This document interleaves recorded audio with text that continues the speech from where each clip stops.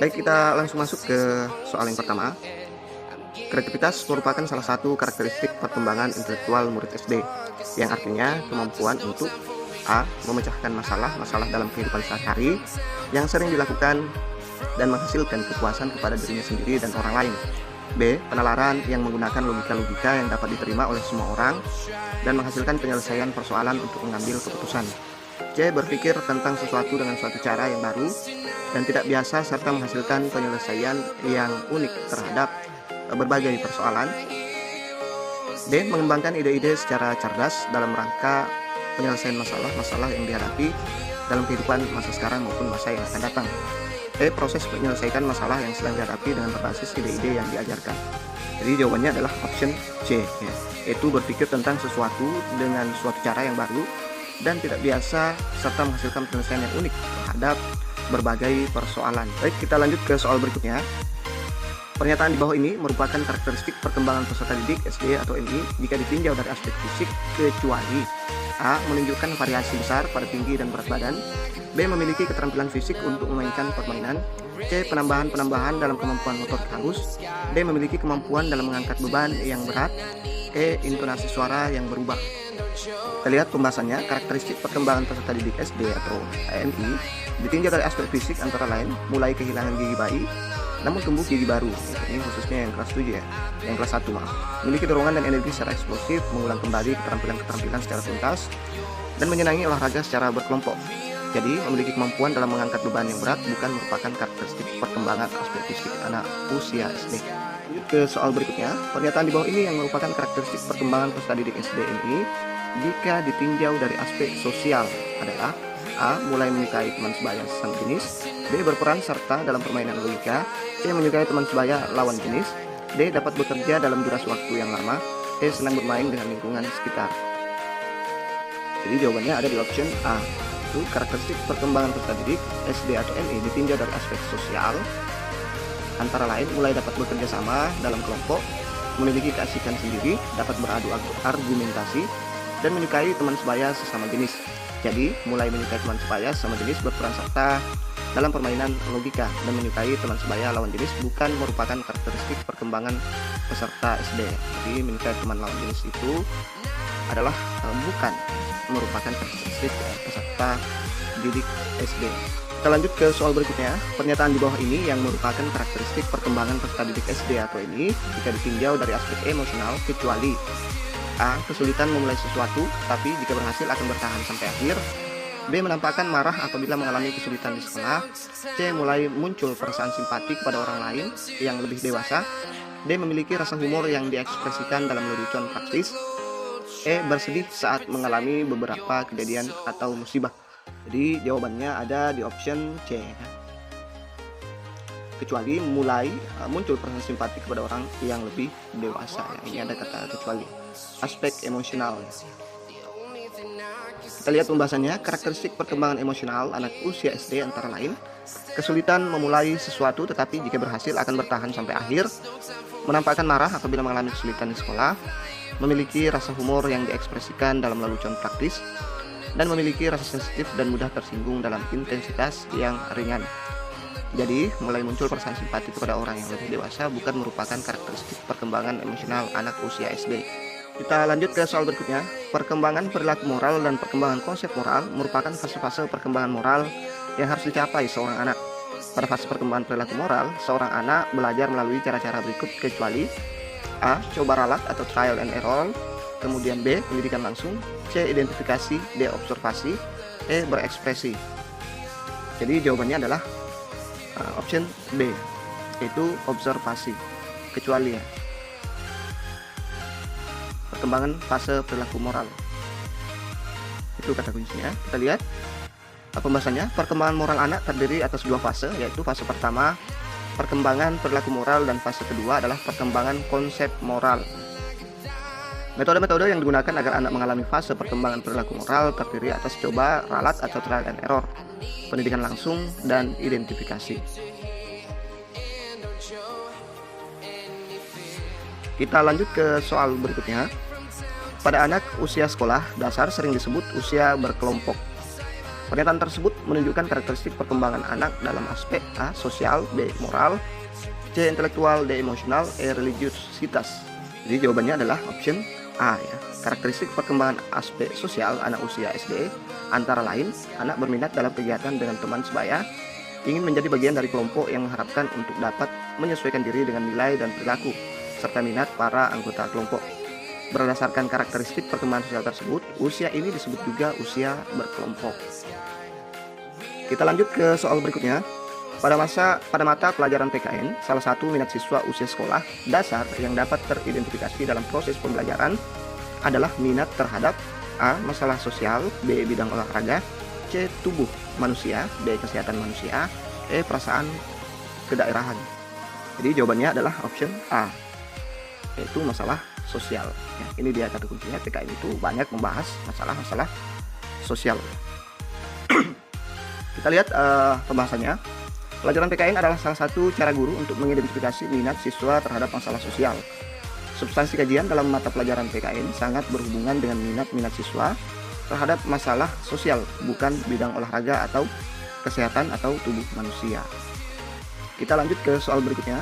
Dalam proses pembelajaran matematika, khususnya ketika guru mengaitkan materi pelajaran dengan kebutuhan hidup sehari-hari, maka guru telah berupaya agar pembelajaran memungkinkan bagi guru untuk mengidentifikasi minat peserta didik terhadap A. Kesehatan, B. Status, C. Penampilan, D. Pekerjaan, E. Perilaku sosial.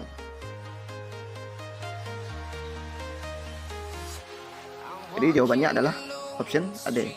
Kita lihat pembahasannya. Mengaitkan mata pelajaran matematika, khususnya ketika guru mengaitkan konsep atau kegunaan matematika dengan kehidupan sehari-hari, memungkinkan guru untuk mengidentifikasi minat-minat siswa terhadap pekerjaan di masa akan datang. Kita lanjut ke soal berikutnya. Ketika dalam pembelajaran bahasa Indonesia, ketika ada murid yang sangat antusias memerankan tokoh dongeng atau cerita rakyat yang disukai, berarti guru telah menyajikan bahan pelajaran dengan menarik. Dengan demikian, guru dapat mengidentifikasi minat siswa terhadap A. Penampilan, B. Pekerjaan, C. Sekolah, D. Status, E. Perilaku. Jadi jawabannya ada di option C, yaitu sekolah ya. Kita lihat pembahasannya. Dalam proses pembelajaran bahasa Indonesia ketika ada siswa yang sangat antusias memerankan tokoh dongeng atau cerita rakyat yang disukai, berarti guru telah menyajikan bahan pelajaran dengan menarik ya. Dengan demikian, bahan pelajaran yang menarik tersebut dapat mengidentifikasi minat siswa terhadap sekolah. Minat anak terhadap sekolah secara positif cenderung mempengaruhi sikap dan minat anak terhadap sekolah. Lanjut ke soal berikutnya. Jangan lupa subscribe, like, dan bantu share ya teman-teman. Dalam proses pembelajaran tentang kompetensi dasar, mengidentifikasi kebutuhan tubuh agar tumbuh sehat dan kuat, atau makanan, air, pakaian, udara, lingkungan sehat. Guru dapat mengidentifikasi siswa yang selalu bertanya dan mampu membuat laporan tentang apa saja yang diminatinya dengan sangat baik. Berdasarkan uraian di atas, dapat dikatakan bahwa guru dapat mengidentifikasi minat siswa terhadap A. Seks, B. Penampilan, C. Kesehatan, D. Pekerjaan, E. Aktivitas sosial. Jadi jawaban yang tepat adalah option C ya, yaitu kesehatan. Kita lihat dalam pembelajaran mata pelajaran IPA, khususnya tentang kompetensi mengidentifikasi kebutuhan tubuh ya, ini kata kuncinya, agar tumbuh sehat dan kuat, makanan, air, pakaian, udara, lingkungan sehat. Ketika ada siswa yang selalu bertanya, kemudian mampu membuat laporan tentang apa saja yang diminatinya dengan sangat baik, maka guru dapat mengidentifikasi minat siswa terhadap kesehatan. Berikut ini adalah karakteristik anak usia SD dari segi mental, yaitu A. Anak sudah memiliki gerakan yang bebas dan aman. Hal ini berguna untuk melakukan berbagai gerakan motorik kasar atau jasmani seperti memanjat, berlari, dan menaiki tangga. B. Anak dapat menunjukkan kreativitasnya dalam membentuk suatu karya tertentu. C. Anak mulai tidak suka terikat dengan orang dewasa. D. Anak menunjukkan tenggang rasa dan penghargaan terhadap teman. Jawabannya, jadi jawaban yang tepat ada di option B ya. Anak dapat menunjukkan kreativitasnya dalam membentuk sesuatu karya tertentu ya. Kita lihat ini pembahasannya dari segi mental, ada beberapa poin. Yang pertama, anak sudah mulai memahami beberapa konsep abstrak seperti menghitung tanpa menggunakan benda, Kemudian yang kedua, anak sudah dapat menghubungkan suatu objek atau kejadian dengan konsep tertentu yang bersifat abstrak, misalnya tentang luas dan volume. Nah, ini dia berada di poin ketiga, yaitu anak dapat menunjukkan kreativitasnya dalam membentuk satu karya tertentu. Yang keempat, anak dapat menciptakan sesuatu bentuk atau benda dengan menggunakan alat. 5. Anak dapat membuat gambar-gambar dengan menggunakan sudut perspektif sederhana. 6. Anak dapat menampilkan sifat ingin tahu. Selanjutnya, yang ketujuh, anak dapat merumuskan dan menunjukkan pengertian terhadap sesuatu. Kemudian yang kedelapan, anak sudah dapat mengikuti peraturan yang berlaku umum. Selanjutnya, anak dapat menyelesaikan tugas yang diberikan guru, baik sendiri maupun kerjasama. Yang kesembilan, 10 ya. Anak dapat menunjukkan aktivitasnya dalam berbagai kegiatan sekolah maupun di lingkungannya. Yang terakhir adalah anak dapat memperlihatkan inisiatif dan alternatif untuk memecahkan masalah-masalah tertentu. Ini harus dipahami betul-betul ya. Untuk dipahami tidak perlu dihafal. Untuk memahami ini harus dibaca pelan-pelan, dimasukkan ke dalam hati. Baik, kita lanjut ke soal berikutnya. Berikut adalah kegiatan menulis lanjutan di kelas tinggi kecuali A. Menulis tentang berbagai topik, B. Menulis pengumuman, C. Menulis pantun, D. Menulis memo. Kita lihat jawabannya. Jadi jawaban yang tepat adalah option A ya, menulis tentang berbagai topik. Kita lihat pembahasannya. Teknik menulis tingkat tinggi dikelompokkan menjadi dua, yaitu yang pertama adalah menulis cerita. Nah, teknik menyusun kalimat atau menjawab pertanyaan, memperbaiki susunan kalimat, memperbaiki susunan kalimat, substitusi, transformasi, dan membuat kalimat. B. Teknik memperkenalkan cerita, baca dan tulis, simak dan tulis, meniru model, menyusun paragraf, menceritakan kembali, dan membuat cerita ya. 2. Menulis untuk keperluan sehari-hari. A. Menulis surat, B. Menulis pengumuman, C. Mengisi formulir, D. Menulis surat undangan. Selanjutnya membuat iklan. Selanjutnya menyusun daftar riwayat hidup. Kemudian menulis cerita atau cerpen di kelas tingkat tinggi, yaitu yang pertama menceritakan gambar, yang kedua melanjutkan cerita lain, yang ketiga menceritakan mimpi, selanjutnya menceritakan pengalaman, yang kelima menceritakan cita-cita. Jenis tulisan yang biasa dikembangkan pada kegiatan menulis lanjutan ini adalah menulis pantun, puisi, surat, dan prosa. Model menulis cerita atau cerpen di kelas tinggi yaitu kecuali A. Menceritakan mimpi, B. Menceritakan pengalaman, C. Menceritakan cita-cita, D. Menceritakan kata. Model menulis cerita atau cerpen di kelas tinggi atau kata kecuali lagi. Jadi jawabannya adalah menceritakan kata apa yang mau diceritakan. Kalau menceritakan cita-cita itu bagus ya, bisa masuk ya. Menceritakan pengalaman bagus, menceritakan mimpi juga bagus ya, dibanding menceritakan kata. Ini agak susah dicerna. Kita lanjut ke soal berikutnya. Perencanaan pengajaran meliputi hal-hal berikut kecuali A. Tujuan apa yang hendak dicapai, B. Memilih bahan ajar, C. Proses belajar mengajar, D. Alat penilaian. Jadi jawabannya adalah proses belajar mengajar. Perencanaan yang baik harus meliputi yang pertama tujuan apa yang hendak dicapai, kemudian yang kedua memilih bahan ajar, yang ketiga memilih metode pengajaran, kemudian yang keempat adalah alat apa yang akan digunakan dalam penilaian. Seperti itu. Sebelum lanjut, saya mohon bantuannya untuk klik subscribe, like, dan tentu share biar saya makin semangat ya mengupload video-video persiapan pretest PTG teman-teman. Kita lanjut ke soal berikutnya. Tahap mengumpulkan informasi tentang keadaan objek evaluasi atau siswa dengan menggunakan teknik tes atau non-tes disebut tahapan. A. Tahapan tindak lanjut, B. Tahapan persiapan, C. Tahapan pelaksanaan, D. Tahapan pengolahan hasil. Nah, jadi jawabannya di option C. Tahapan pelaksanaan.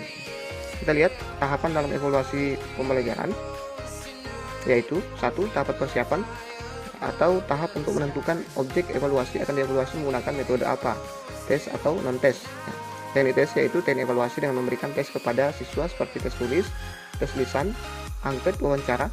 Teknik non-tes biasanya dilihat dari observasi langsung. Yang kedua, tahap pelaksanaan, tahap mengumpulkan informasi tentang evaluasi baik menggunakan teknik tes maupun non-tes ya. Kemudian yang ketiga, tahap pengolahan hasil atau tahap pengolahan hasil tes maupun non-tes menjadi untuk ditindaklanjuti hasilnya. Kemudian yang keempat adalah tahap tindak lanjut evaluasi, atau tahap ini biasanya tindak lanjut hasil evaluasi berupa remedial atau akan diberikan pengayaan. Membaca yang mengutamakan isi bacaan sebagai ungkapan pikiran, perasaan, dan kehendak penulis. Bila hanya ingin mengetahui isinya, membaca cerdas bersifat tugas. Akan tetapi, bila maksudnya untuk memahami dan memiliki isi bacaan, maka tergolong ke dalam membaca jenis A. Membaca cerdas atau membaca dalam hati, B. Membaca bahasa, C. Membaca teknis, D. Membaca bebas. Ya, maksudnya untuk memahami dan memiliki isi bacaan, maka tergolong ke dalam membaca jenis A. Option A, yaitu membaca cerdas atau membaca dalam hati. Ya, bila maksudnya ingin atau untuk memahami dan memiliki isi bacaan. Kita lihat pembahasan jenis-jenis membaca. Yang pertama, membaca bahasa. Membaca bahasa adalah membaca yang mengutamakan bahasa bacaan. Membaca bahasa mementingkan segi bahasa bacaan. Hal-hal perlu diperhatikan dalam membaca bahasa adalah kesesuaian pikir dengan bahasa, perbedaan bahasa yang meliputi kosakata, struktur kalimat, dan ejaan. Yang kedua, membaca cerdas atau membaca dalam hati. Membaca cerdas adalah membaca yang mengutamakan isi bacaan sebagai ungkapan pikiran, perasaan, dan kehendak penulis. Bila hanya ingin mengetahui isinya, membaca cerdas bersifat tugas. Tetapi bila maksudnya untuk memahami dan memiliki isi bacaan, maka disebut membaca belajar. Yang ketiga, membaca teknis. Membaca teknis adalah membaca dengan mengarahkan bacaan secara wajar. Wajar maksudnya sesuai ucapan, tekanan, dan intonasinya. Pikiran, perasaan, dan kemauan yang tersimpan dalam bacaan dapat diaktualisasikan dengan baik. Yang keempat, membaca emosional. Membaca emosional adalah membaca sebagai sarana untuk memasuki perasaan, yaitu keindahan isi dan keindahan bahasanya. Itu membaca emosional. Yang kelima, membaca bebas. Membaca bebas adalah membaca sesuatu atas kehendak sendiri tanpa adanya unsur paksaan dari luar. Unsur dari luar misalnya guru, orang tua, teman, atau pihak-pihak lain. Oke, kita lanjut ke pelatihan soal berikutnya. Jika saya punya kesalahan, silahkan berkomentar ya teman-teman. Kita di sini hanya sharing, bukan saya posisinya tidak menggurui ya. Kita belajar bareng. Membaca jenis ini biasanya dilakukan seseorang membaca demi kesenangan, membaca bacaan ringan yang mendatangkan kesenangan, kegembiraan sebagai pengisi waktu senggang. Berdasarkan karakteristik di atas, kegiatan tersebut termasuk ke dalam membaca jenis A. Membaca survei, B. Membaca sekilas, C. Membaca dangkal, D. Membaca nyaring. Coba kita lihat jawabannya. Jadi jawaban yang tepat ada di option C, itu membaca dangkal. Kita lihat pembahasannya. Membaca ekstensif adalah membaca secara luas. Objeknya meliputi sebanyak mungkin teks dalam waktu yang sesingkat-singkatnya. Membaca ekstensif meliputi A. Membaca survei atau survei reading. Membaca survei adalah kegiatan membaca untuk mengetahui secara sekilas terhadap bacaan-bacaan yang akan dibaca lebih mendalam. Kegiatan membaca survei merupakan pendahuluan dalam membaca ekstensif. B. Membaca sekilas. Membaca sekilas atau membaca cepat adalah kegiatan membaca dengan mengandalkan kecepatan gerak mata dalam melihat dan memperhatikan bahan tertulis yang dibacanya dengan tujuan untuk mendapatkan informasi secara cepat. Secara cepat ya. Yang C. Membaca dangkal, superficial reading. Membaca dangkal pada hakikatnya bertujuan untuk memperoleh pemahaman yang dangkal yang bersifat luaran, yang tidak mendalam dari suatu bahan bacaan. Membaca jenis ini biasanya dilakukan seseorang membaca demi kesenangan, membaca-baca ringan yang mendatangkan kesenangan, kegembiraan sebagai pengisi waktu senggang. Metode yang merupakan penyempurnaan metode alfabet dengan mengajarkan bunyi-bunyi bahasa sebagai pengganti huruf-huruf berdasarkan ucapan hurufnya adalah metode membaca permulaan. A. Metode suku kata, B. Metode kata-kata, C. Metode cerita, D. Metode suara. Option D ya, metode suara ya. Ini teknik membaca permulaan, penjelasannya kita lihat. Metode alfabet ya, ada yang pertama ada metode alfabet, kedua metode suara, tiga metode suku kata. Coba kita lihat dulu metode alfabet. Metode ini sering disebut metode harfiah, metode letter by letter method atau ABC method. Mula-mula dikenalkan abjad dari A sampai Z. Setelah hafal beberapa huruf, barulah huruf-huruf tersebut dirangkai menjadi suku kata. Suku kata tersebut setelah dikenalkan barulah dirangkai menjadi kata. Dengan modal beberapa kata itu terciptalah kalimat. Yang kedua metode suara. Metode suara juga disebut phonic method. Kalau tadi dia ABC method ya. Kalau metode suara dia namanya phonic method. Metode ini merupakan penyempurnaan metode alfabet Pada metode ini bukan abjadnya yang diajarkan, melainkan bunyi-bunyi bahasa sebagai pengganti huruf-huruf tersebut. Ucapan huruf-huruf tersebut tidak berdasarkan atas bunyi abjad, melainkan ucapan hurufnya. Yang ketiga, metode suku kata. Metode ini biasa disebut juga syllabic method. Dalam metode ini, suku kata merupakan kunci pokok dalam membuat kata. Jadi diingat saja ya, dipahami saja. Kalau teman-teman merasa videonya terlalu cepat, bisa di pause ya untuk dibaca pelan-pelan.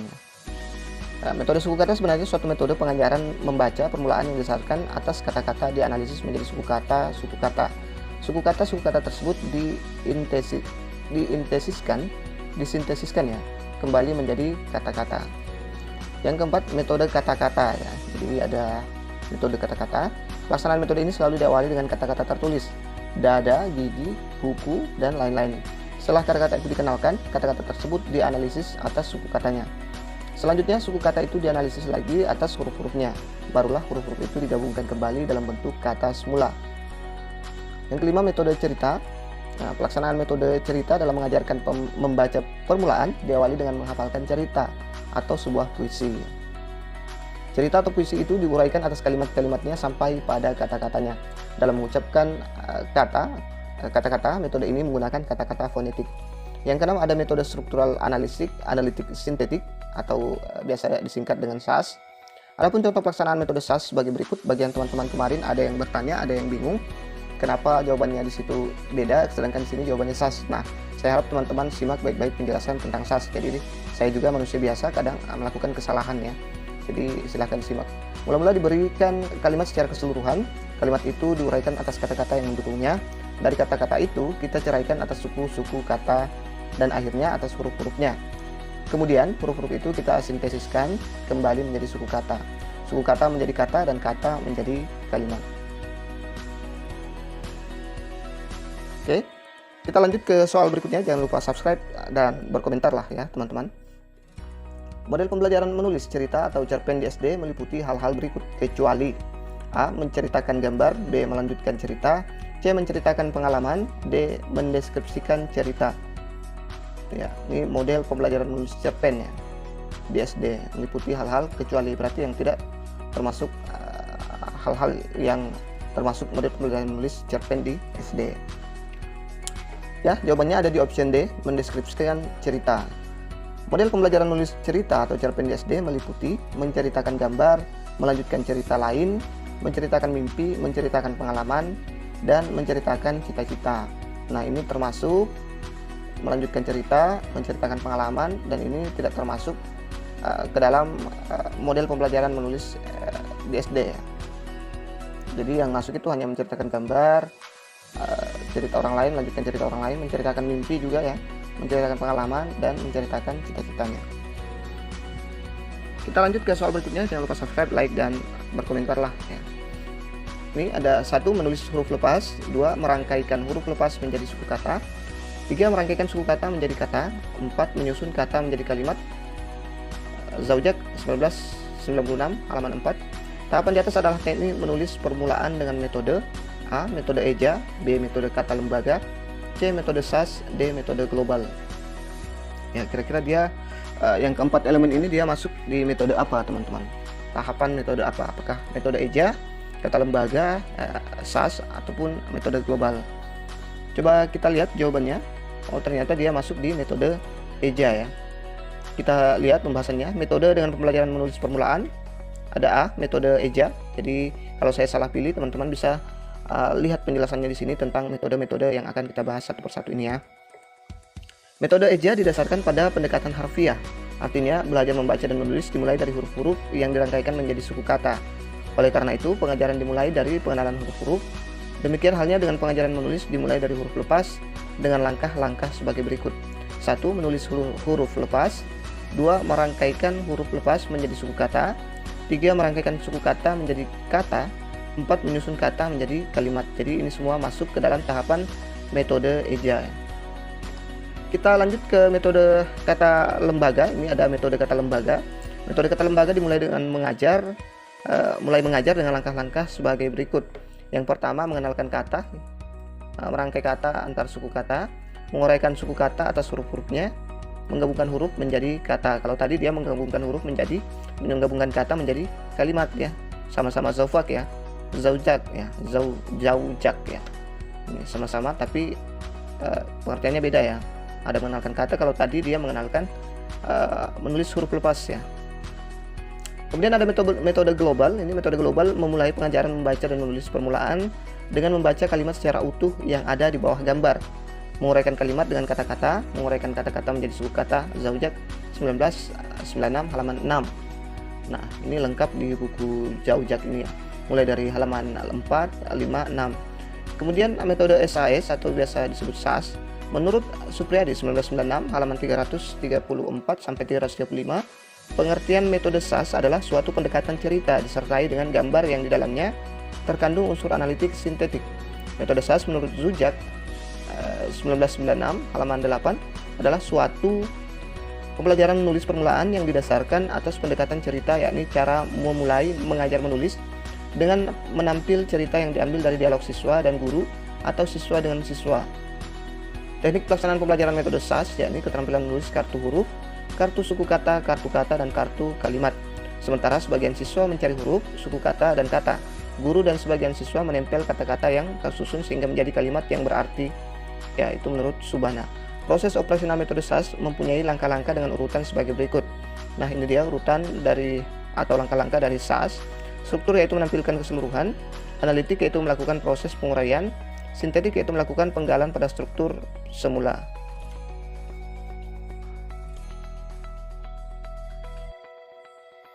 Oke, semoga dipaham tadi ya. Kita lanjut ke soal berikutnya. Menulis kartu huruf, kartu suku kata, kartu kata, dan kartu kalimat. Sementara sebagian siswa mencari huruf, suku kata, dan kata. Guru dan sebagian siswa menempel kata-kata yang tersusun sehingga menjadi kalimat yang berarti adalah contoh metode A. Metode eja, B. Metode kata lembaga, C. Metode SAS, D. Metode global. Kira-kira yang mana nih teman-teman? Ya, barusan dijelaskan ya, sangat jelas tadi. Kalau teman-teman memang menyimak, teman-teman bisa langsung jawab dia termasuk di metode SAS ya. Ini tidak perlu saya baca lagi, teman-teman. Sudah saya bacakan tadi di pembahasan sebelumnya ya.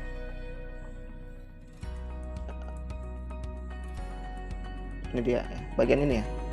Ini. Oke, kita lanjut ke soal berikutnya. Jangan lupa subscribe, like, dan berkomentar lah. Karakteristik perencanaan pengajaran yang baik hendaknya mengandung prinsip sebagai berikut. A. Memiliki sikap objektif, rasio, tepat dan masuk akal, komprehensif dan sistematis, menyeluruh dan tersusun rapi. B. Merupakan suatu wahana atau wadah untuk mengembangkan segala potensi yang ada dan dimiliki oleh anak didik. C. Mengendalikan kekuatan sendiri, bukan didasarkan atas kekuatan orang lain. D. Melakukan studi kasus yang berkesinambungan. Kira-kira yang mana jawabannya teman-teman?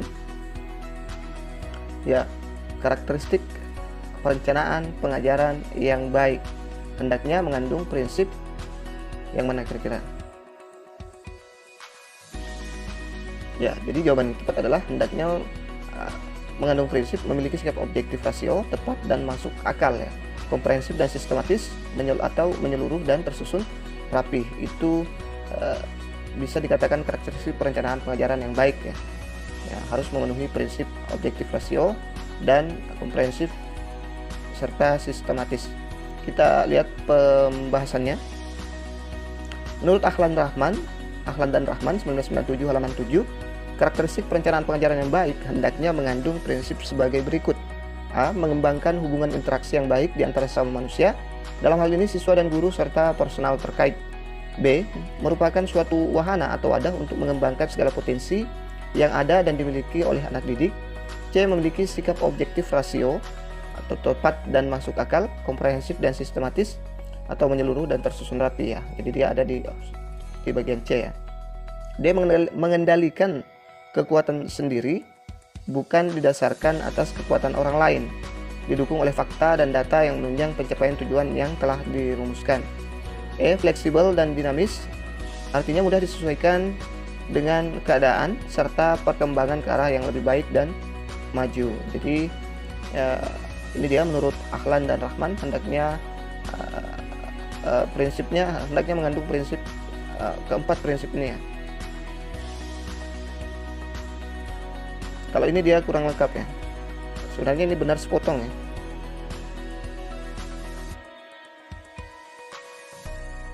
Oke, kita lanjut ke soal berikutnya. Tahap mengumpulkan informasi tentang keadaan objek evaluasi atau siswa dengan menggunakan teknik tes atau non-tes disebut tahapan A. Tahap tindak lanjut, B. Tahap persiapan, C. Tahap pelaksanaan, D. Tahap pengolahan hasil. Ya, tahap mengumpulkan informasi tentang keadaan objek evaluasi atau siswa dengan menggunakan teknik tes dan non-tes disebut tahapan pelaksanaan. Kita lihat pembahasannya. Berikut ini penjelasan singkat tentang keempat tahap evaluasi pembelajaran tersebut. Yang pertama, tahap persiapan. Menurut Damayanti 2007 halaman 8, tahap ini disebut juga tahap perencanaan dan perumusan kriterium. Langkahnya meliputi: yang pertama, perumusan tujuan evaluasi. Yang B, penetapan aspek-aspek yang akan dievaluasi. C, menetapkan metode dan bentuk evaluasi, tes atau maupun non-tes. Merencanakan waktu evaluasi, melakukan uji coba untuk tes agar dapat mengukur validitas dan reliabilitasnya. Untuk evaluasi yang menggunakan tes, hasil dari tahap ini adalah kisi-kisi soal dan seperangkat alat tes, soal, lembar jawaban atau untuk tes tulis, kunci jawaban, dan pedoman penilaian. Jadi dari tahap persiapan ada tahap pelaksanaan. Tahap pelaksanaan atau disebut juga dengan tahap pengukuran dan pengumpulan data adalah tahap untuk mengumpulkan informasi tentang keadaan objek evaluasi atau siswa. Nah, sama ya bunyinya dengan soal. Dengan menggunakan teknik tes maupun non-tes. Bila menggunakan teknik tes, soal yang digunakan sebaiknya sudah teruji validitas dan reliabilitasnya. Tes yang digunakan dapat berbentuk tes tulis, lisan, ataupun tes praktik. Selanjutnya ada tes pengolahan hasil. Tadi ada persiapan, kemudian pelaksanaan, kemudian ada tahap pengolahan hasil. Tahap pengolahan hasil adalah tahap pemeriksaan hasil evaluasi dengan memberikan skor. Skor yang diperoleh siswa selanjutnya diubah menjadi nilai pada tes tulis. Pemeriksaan hasil dilakukan setelah tes selesai. Sedangkan pada tes lisan dan praktik, pemberian nilai dilakukan bersamaan dengan waktu pelaksanaan tes tersebut. Tahap yang terakhir ada tahap tindak lanjut. Tahap tindak lanjut adalah disebut juga tahap penafsiran. Adalah tahap untuk mengambil keputusan berdasarkan nilai yang dihasilkan pada tahap pengolahan hasil. Misalnya, A. Memperbaiki proses belajar mengajar, B. Memperbaiki kesulitan belajar siswa, C. Memperbaiki alat evaluasi, D. Membuat laporan evaluasi atau rapor. Berikut ini adalah karakteristik anak usia SD dari segi psikomotorik, yaitu A. Anak sudah dapat memakai pakaian dengan rapi. B. Anak dapat menciptakan sesuatu bentuk atau benda dengan menggunakan alat. C. Anak sudah mulai memahami beberapa konsep abstrak seperti menghitung tanpa menggunakan benda. D. Anak menunjukkan kepedulian terhadap orang lain. Kita lihat jawabannya. Jadi jawaban yang tepat ada di option B. Anak dapat menciptakan suatu benda atau bentuk dengan menggunakan alat. Maaf, ada pesawat yang lewat. Agak berisik. Kita lihat pembahasannya. Perkembangan bahasa anak usia SD dapat dilihat dari beberapa segi. Mental, contohnya anak mulai menunjukkan tenggang rasa dan penghargaan terhadap teman. Anak menunjukkan kepedulian terhadap orang lain. Ini dari segi mental ya. Ini untuk option ini. Option D. Psikomotorik, contoh anak mulai menciptakan suatu benda, bentuk atau benda dengan menggunakan alat. Terjadi perubahan fisik tinggi dan berat badan yang menonjol. Anak sudah memiliki gerakan yang bebas dan aman. Anak mampu melakukan koordinasi dan keseimbangan badan. Jadi ini sudah benar ya. Kita lihat yang sosial. Contoh anak sudah memakai pakaian dengan rapi. Anak dapat menampilkan sifat ingin tahu. Jadi ini kayak dari segi sosial ya. Kemudian yang emosional. Contohnya anak menunjukkan keceriaan dalam berbagai aktivitas bersama teman sebayanya. Anak dapat menunjukkan sikap marah dalam kondisi yang wajar. Ini untuk karakteristik dari segi emosional. Kemudian ada kognitif. Contoh anak menunjukkan kreativitasnya dalam bentuk karya tertentu. Anak sudah mulai memahami beberapa konsep abstrak seperti menghitung tanpa menggunakan benda. Jadi ini masuk di kategori karakteristik kognitifnya. Oke, saya kira jelas. Jangan lupa subscribe, like, dan bantu share ya teman-teman. Faktor kendala yang mempengaruhi keterampilan berbahasa anak adalah sebagai berikut, kecuali A. Jenis kelamin, B. Keluarga, C. Keinginan dan dorongan komunikasi, D. Kebiasaan. Jadi jawaban yang tepat adalah option D, yaitu kebiasaan. Ini kita lihat faktor penyebab perbedaan tersebut ya. Yang pertama itu kesehatan. Anak yang sehat lebih cepat belajar berbicara dibandingkan dengan anak yang kurang sehat. Sebab perkembangan aspek-aspek motorik dan aspek mental berbicara lebih baik sehingga lebih siap untuk belajar berbicara. Kemudian kecerdasan, anak yang memiliki kecerdasan tinggi akan belajar berbicara lebih baik dan memiliki penguasaan bahasa, erat kaitannya dengan kemampuan berpikir. Kemudian jenis kelamin, anak perempuan lebih dalam belajar bahasa daripada anak laki-laki, baik dalam mengucapkan, kosakata maupun keseringan berbahasa. Kemudian ada keluarga, ya, jadi jenis kelamin sudah ada, keluarga sudah ada. Ini semakin banyak jumlah anggota keluarga akan semakin sering anak mendengar dan berbicara. Demikian pula anak pertama lebih baik perkembangan berbicaranya karena orang tua lebih banyak memiliki waktu untuk berbicara dan berbahasa. Kemudian keinginan dan dorongan komunikasi, jadi sudah ada juga. Semakin kuat keinginan dan dorongan untuk berkomunikasi dengan orang lain, terutama teman sebaya, akan semakin kuat pula usaha anak untuk berbicara dan berbahasa. Selanjutnya ada kepribadian, anak yang dapat menyelesaikan diri dengan baik dan memiliki kepribadian yang baik cenderung memiliki kemampuan bicara dan berbahasa lebih baik daripada anak yang mengalami masalah dalam penyesuaian. Jadi bisa dikatakan anak-anak yang bandel itu kurang lebih lincah anak-anak yang berkepribadian baik daripada anak yang bandel dari segi bahasa ya. Teman-teman yang sudah punya anak bisa mencoba untuk meneliti itu ya, silahkan diamati ya. Jadi jawaban yang tepat adalah option D ya. Gitu. Kita lanjut ke soal berikutnya. Tahapan proses belajar membaca bagi siswa sekolah dasar kelas awal biasanya menggunakan pembelajaran membaca A. Ejaan per ejaan, B. Skimming, C. Permulaan, D. Cepat. Jawaban yang tepat adalah option C, permulaan. Sesuai dengan kurikulum, maka kelas rendah, kelas 1 sampai kelas 2 menggunakan pembelajaran membaca permulaan, di mana tingkatan proses pembelajaran membaca ini untuk menguasai sistem tulisan sebagai representasi visual bahasa. Dalam pembelajaran membantu permulaan, ada beberapa metode yang dapat digunakan kecuali A. Metode kupas rangkai suku kata, B. Metode global, C. Metode SAS, D. Metode eja. Ya, kira-kira yang mana nih? Dalam pelajaran yang membantu permulaan ada beberapa metode yang dapat digunakan, ada kata kecuali ya. Kira-kira yang mana yang tidak bisa digunakan? Jadi jawabannya adalah kecuali metode eja ya. Kita lihat pembahasannya, beberapa metode pembelajaran menulis awal diantaranya metode abjad atau alfabet. Mula-mula guru memperkenalkan huruf atau abjad kepada siswa ABCD sampai Z. Selain yang dipasang di papan tulis, masing-masing huruf tadi juga perlu ditulis dalam sebuah kartu, satu huruf, satu kartu. Selanjutnya ada metode suara. Metode suara juga disebut phonic method. Metode ini merupakan penyempurnaan metode alfabet. Pada metode ini bukan abjadnya yang diajarkan, melainkan bunyi-bunyi bahasa sebagai pengganti huruf-huruf tersebut. Ucapan huruf-huruf tidak berdasarkan atas bunyi abjadnya, melainkan ucapan hurufnya. Kemudian ada metode kupas rangkai suku kata. Ini dia berbeda dari metode abjad di atas. Metode kupas rangkai suku kata ini dimulai dengan pengenalan kata terlebih dahulu.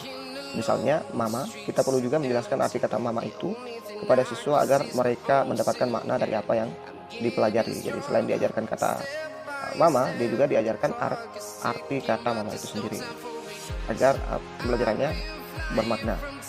Selanjutnya metode cerita. Pelaksanaan metode cerita dalam mengajarkan membaca. Permulaan diawali dengan menghafalkan cerita atau sebuah puisi.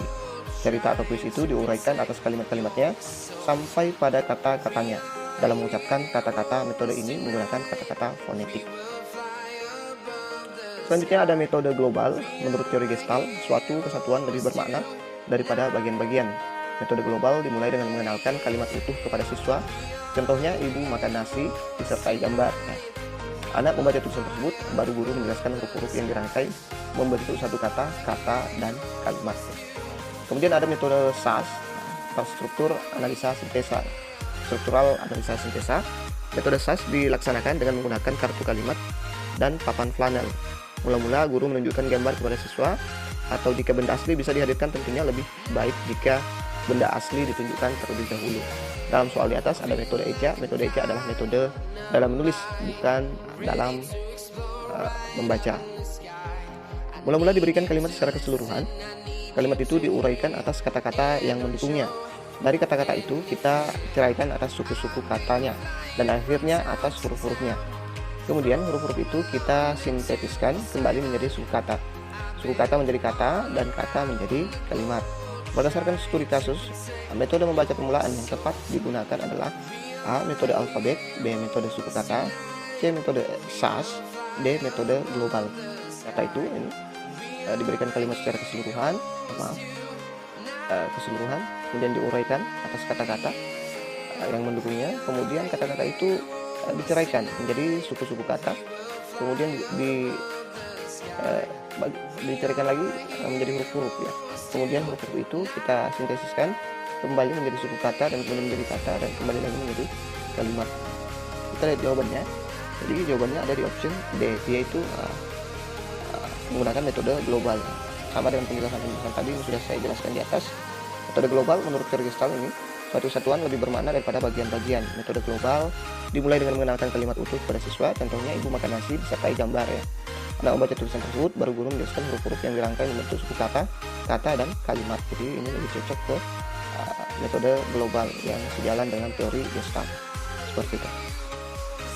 Pendekatan menekankan keterpaduan 4 aspek keterampilan berbahasa, yaitu menyimak, berbicara, membaca, dan menulis. Dalam pembelajaran adalah salah satu pendekatan yang disarankan dalam pembelajaran menulis dalam melaporkan suatu pengamatan yang disebut A. Pendekatan komunikatif, B. Pendekatan integratif, C. Pendekatan keterampilan proses, D. Pendekatan tematis.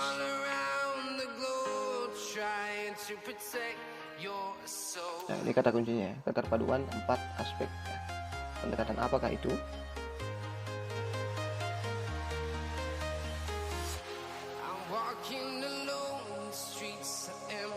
Ya, dia disebut pendekatan keterampilan proses.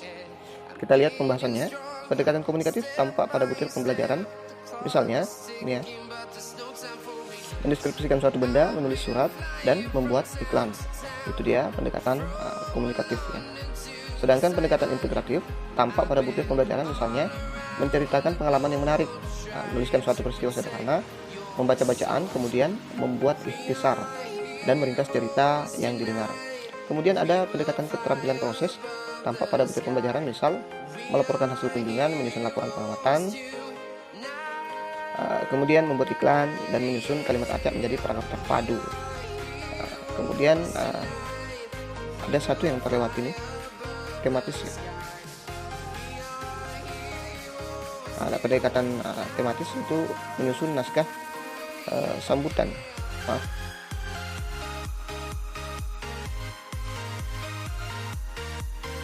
Ya, kalau pendekatan tematis tampak pada butir penulisan, misalnya menulis pengalaman dalam bentuk puisi dan menyusun naskah sambutan. Ini saya salah ya. Harusnya ini saya letakkan di sini ya. Oke.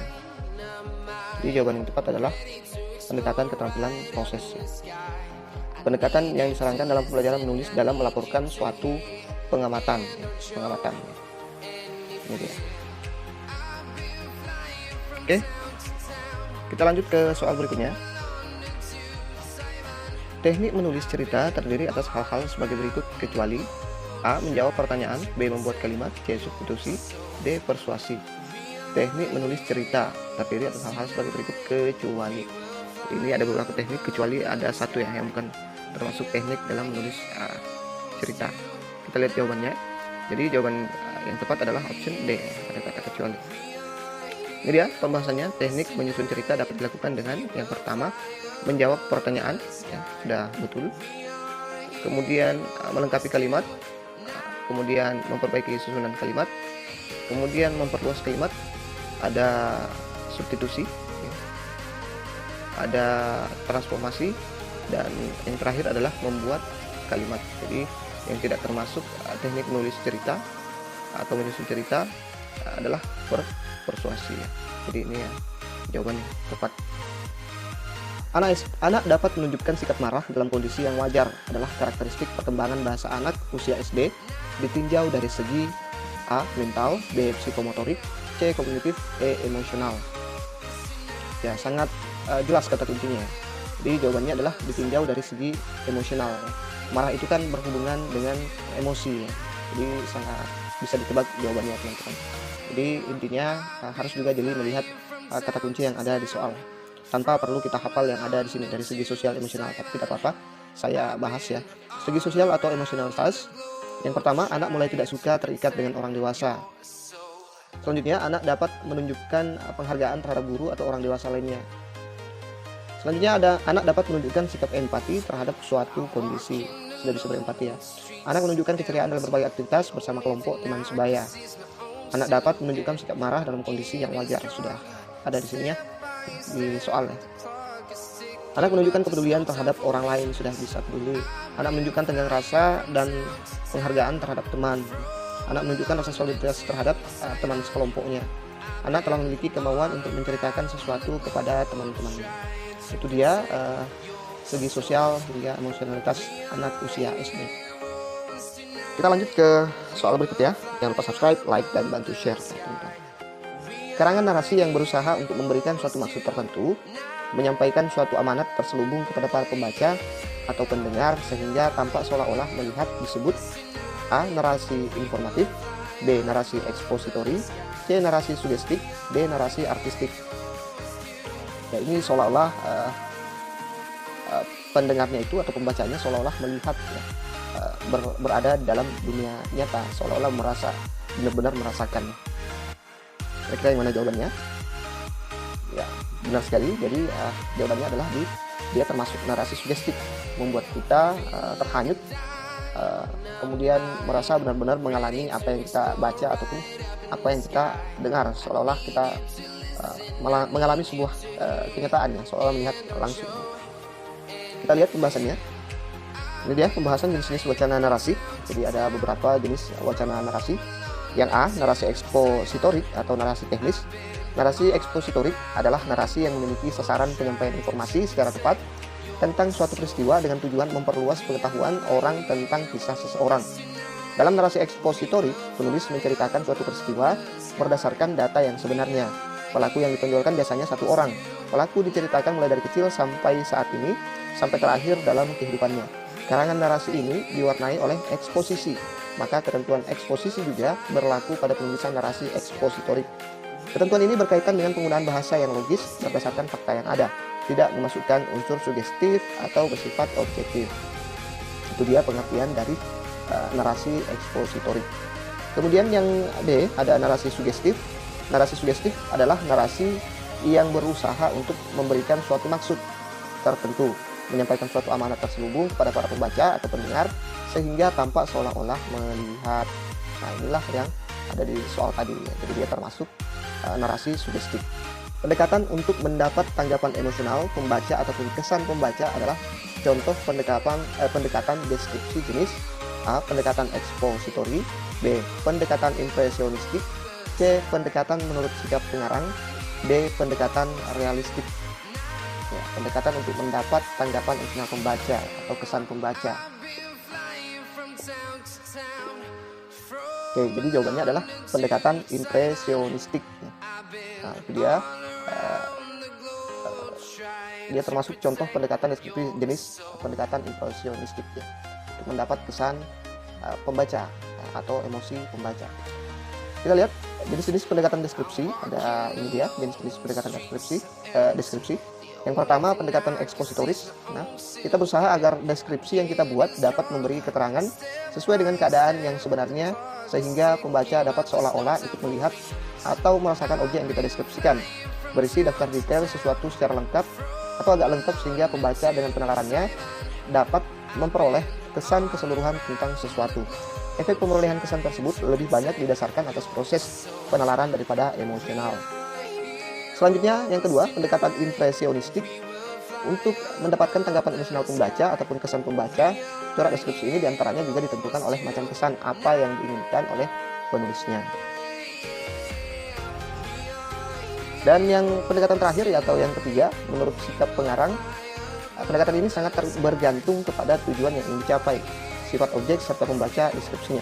Dalam menguraikan sebuah gagasan, penulis mungkin mengharapkan agar pembaca merasa tidak puas terhadap suatu tindakan atau keadaan. Atau penulis menginginkan agar pembaca juga harus merasakan bahwa persoalan yang tengah dihadapi merupakan masalah yang gawat. Penulis juga dapat membayangkan bahwa akan terjadi sesuatu yang tidak diinginkan sehingga pembaca dari mula sudah disiapkan dengan sebuah perasaan yang kurang enak, seram, takut, dan sebagainya. Jadi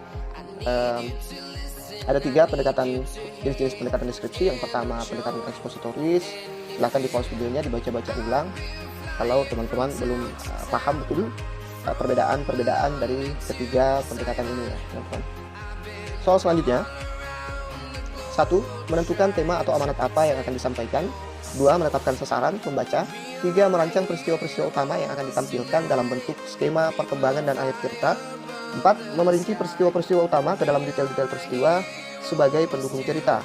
5. Menyusun tokoh dan perwatakan, serta latar dan sudut pandang. Karakteristik di atas adalah pengembangan dari paragraf. A. Narasi. B. Deskripsi. C. Ekspositori. D. Sudut pandang persuasif. Nah, dari kelima deskripsi ini, karakteristik ini, kira-kira dia termasuk pengembangan dari paragraf apa? Apakah narasi, deskripsi, ekspositori, atau malah sudut pandang persuasif? Jadi dia termasuk dari paragraf narasi ya, menentukan tema atau amanat ya. Selamanya narasi itu mengandung amanat, jadi cukup satu saja kita sudah bisa menebak atau mengetahui apa jawabannya. Kemudian ada peristiwa. Biasanya kalau narasi itu mengandung peristiwa-peristiwa ya, menetapkan sasaran pembacanya untuk siapa, apakah untuk anak-anak, ataukah orang tua, ataukah sebagainya. Jadi kuncinya di sini saja kalau saya, cukup menentukan tema atau amanat apa yang akan disampaikan. Kemudian menyusun tokoh dan perwatakan. Nah, narasi juga perlu tokoh atau perwatakan, serta latar dan sudut pandang. Nah, kemudian memerinci peristiwa-peristiwa utama ke dalam detail-detail peristiwa sebagai pendukung cerita. Nah, peristiwa-peristiwa utamanya sedetail mungkin dari kecil sampai meninggal. Oke, kita lanjut ke soal berikut. Yang pertama, tentukan objek atau tema yang akan dideskripsikan. 2. Mengumpulkan data dengan mengamati objek yang akan dideskripsikan. 3. Menyusun data tersebut ke dalam urutan yang baik atau menyusun kerangka karangan. 4. Menguraikan kerangka karangan menjadi deskripsi yang sesuai dengan tema yang ditentukan. 5. Tentukan tujuan. Langkah menyusun paragraf deskripsi yang benar adalah kira-kira yang mana nih? A. 15234, B. 15432, C. 15324, D. 13425. Nah, kalau menemukan soal seperti ini, biasanya itu ada, kalau cuman optionnya 4 itu agak mudah ya, tapi kalau sampai E itu yang agak sulit. Nah, biasanya kalau 4 option seperti ini, ada 2 yang salah dan 1 benar, dan 1 lagi itu pengecualian ya teman-teman, jadi hati-hati. Coba kita lihat jawabannya. Jadi jawabannya adalah option A. Coba kita periksa ya. 1. Tentukan objek atau tema yang akan dideskripsikan. Ya, perlu ya, harus menentukan dulu apa yang ingin dideskripsikan. Yang 5, kita lanjut ke 5, tentukan tujuan. Nah, apa tujuannya? Betul ya, tentukan apa tujuannya benda itu dideskripsikan. Kemudian yang kedua, mengumpulkan data dan mengamati objek yang akan dideskripsikan. Ya, harus mengumpulkan data dulu dan mengamati objek apa-apa yang perlu dideskripsikan. Yang ketiga, menyusun data tersebut ke dalam urutan yang baik, menyusun kerangka karangan. Nah, setelah kita menemukan data, kita menyusunnya ke dalam urutan yang baik ya. Kemudian yang keempat, menguraikan kerangka karangan menjadi deskripsi yang sesuai dengan tema yang ditentukan. Nah, selanjutnya tinggal kita uraikan kerangka karangan menjadi deskripsi sesuai dengan tema yang kita inginkan. Jadi ini otomatis salah ya, otomatis salah karena kita cari yang kembar-kembar saja kalau kita ingin menjawab soal seperti ini. Nah, kalau seperti ini tinggal kita seleksi saja yang mana kira-kira pengecoh, yang mana kira-kira salah. Coba kita lihat yang D. 1. Tentukan objek. Yang kedua, tentukan tujuan. Yang keempat, menguraikan kerangka. Masa langsung menguraikan tanpa mengamati dulu objek yang akan dideskripsikan? Otomatis salah. Nah, kalau dia langsung ketiga, menyusun data tersebut ke dalam urutan yang baik, itu juga sangat salah ya. Harusnya data dulu yang kita cari, mengumpulkan data dulu baru kita susun datanya seperti itu. Penulis bertujuan untuk menyenangkan para pembaca, menghindarkan kedukaan para pembaca, ingin menolong para pembaca memahami, menghargai perasaan dan penalarannya. Penulis harus berkeyakinan bahwa pembaca adalah teman hidupnya. Tujuan penulis tersebut merupakan tujuan menulis sebagai A. Tujuan penugasan, B. Tujuan altruistik, C. Tujuan persuasif, D. Tujuan informatif. Ya, menganggap si pembaca itu bisa menghindarkan kedukaan bagi para pembaca, ingin menolong para pembaca, memahami, menghargai perasaan dan penalarannya. Pembaca itu dianggap sebagai teman hidupnya. Nah, kira-kira tujuan penulis tersebut merupakan tujuan menulis sebagai apa? Sebagai penugasan kah, altruistik kah, persuasif kah, atau informatif kah itu? Nah, sekarang kita cek jawabannya. Jadi jawaban yang tepat adalah option B ya, tujuan altruistik ya. Coba kita lihat pembahasannya. Tujuan menulis sebagai berikut. Ini adalah beberapa tujuan menulis yang sempat saya temukan atau rangkum. Yang pertama, assignment purpose atau tujuan penugasan. Nah, ini dia tujuan penugasan. Penulis tidak memiliki tujuan untuk apa dia menulis ya. Penulis hanya menulis karena mendapat tugas, bukan atas kemauan sendiri. Nah, ini hanya karena tujuan penugasan. Yang kedua, altruistic purpose atau tujuan altruistik.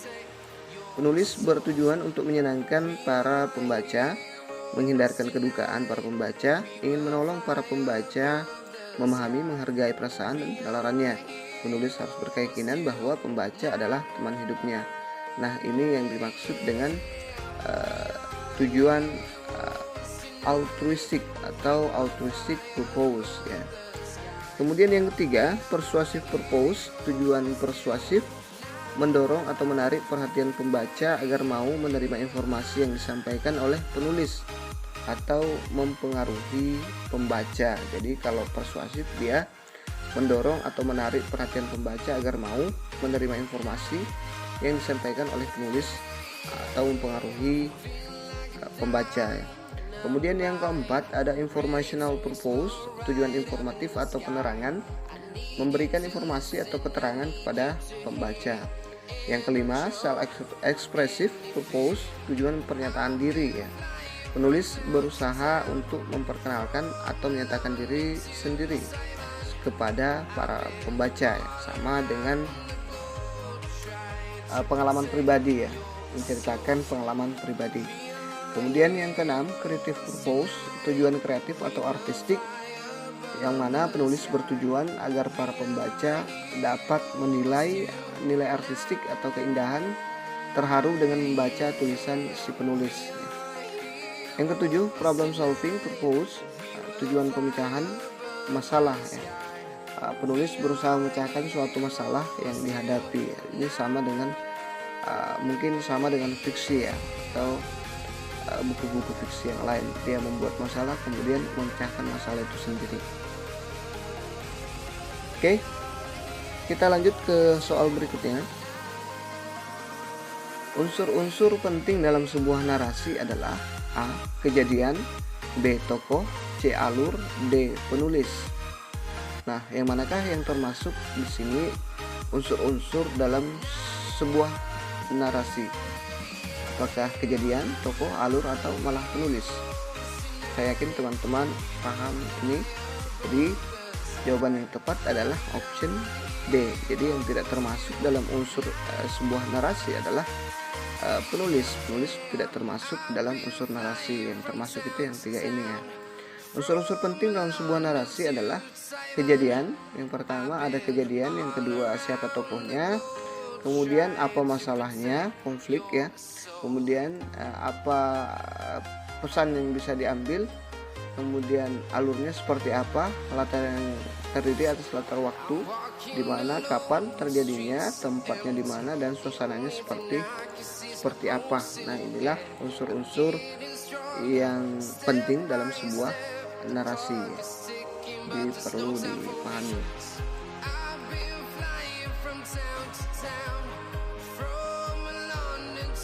Oke, soal selanjutnya. Alkisah ada sebuah kerajaan bernama Kerajaan Linggar dipimpin oleh seorang ratu bernama Ratu Sima. Ratu Sima mempunyai 3 orang putra, semuanya laki-laki.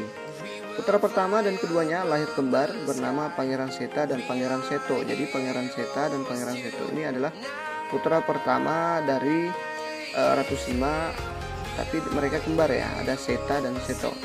Keduanya putra kesayangan Ratu Sima, sementara putra ketiga lahir cacat, matanya buta, dia bernama Pangeran Rasi. Jadi putra ketiganya itu buta ya, dia cacat, namanya Pangeran Rasi. Sejak kecil Pangeran Rasi dibesarkan oleh Mbok Tumi, dayang kerajaan yang tugaskan mengasuh Pangeran Rasi.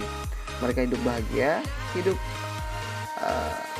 hingga Pangeran Rasi menjadi pemuda yang baik dan santun budi pekertinya.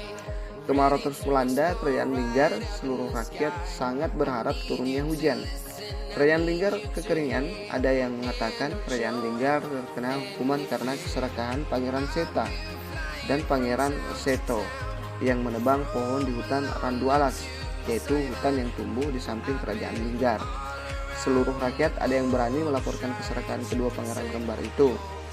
Ya, tidak ada yang berani ya, tak ada yang berani melaporkan keserakahan kedua pangeran kembar itu. Semua orang takut karena kedua putra kesayangan ratu ya. Keduanya adalah putra kesayangan ratu, dikutip dari Cermat Berbahasa penerbit 3 Serangkai.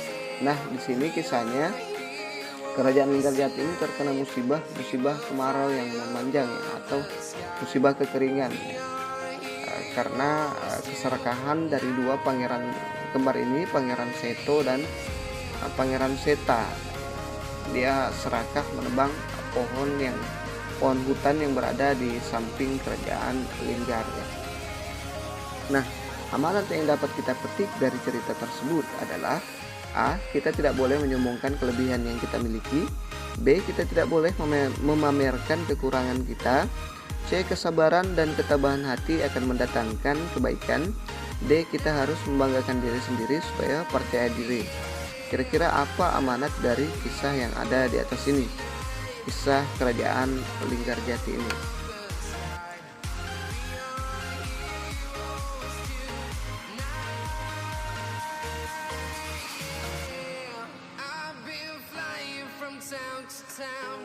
Nah, jawaban yang tepat adalah kesabaran dan ketabahan hati akan mendatangkan kebaikan. Nah, jadi kita tidak boleh menyombongkan kelebihan yang kita miliki. Tidak ada yang sombong ya di cerita ini, hanya keserakahan ya. Kita tidak boleh memamerkan kekurangan kita, tidak ada yang memamerkan kekurangan ya. Nah, kemudian kita harus membanggakan diri sendiri supaya percaya diri. Nah, tidak boleh juga membanggakan diri sendiri agar percaya diri. Nah, intinya di sini tokoh utamanya adalah si Pangeran Rasi yang tetap sabar menjalani hidupnya meskipun cacat dan sebagainya. Kemudian dia diasingkan oleh ibunya karena dia cacat. Tapi malah yang sabar ini, yang tabah hatinya ini, malah lebih bahagia daripada kedua pangeran yang serakah ini ya. Coba kita lihat ini Pangeran Rasi dibesarkan oleh Mbok Tumi, dayang kerajaan yang tugas mengasuh Pangeran Rasi. Mereka hidup bahagia. Nah, mereka ternyata lebih hidup bahagia dibanding Pangeran Rasi ini lebih hidup bahagia dibanding Pangeran Seta dan Pangeran Seto ini, karena berkat kesabarannya dan ketabahan hatinya menerima kenyataan yang ada. Oke, itu saja dulu yang sempat saya share. Jika teman-teman menurut teman-teman ada yang kurang, ada yang salah, silahkan dibenarkan, karena saya tidak menggurui teman-teman. Kita hanya sharing di sini, berbagi bersama ya, belajar bareng. Jangan lupa subscribe, like, dan bantu share. Insya Allah kita akan lanjut materi-materi persiapan pretest PPG kita selanjutnya. Terima kasih. Wassalamualaikum warahmatullahi wabarakatuh.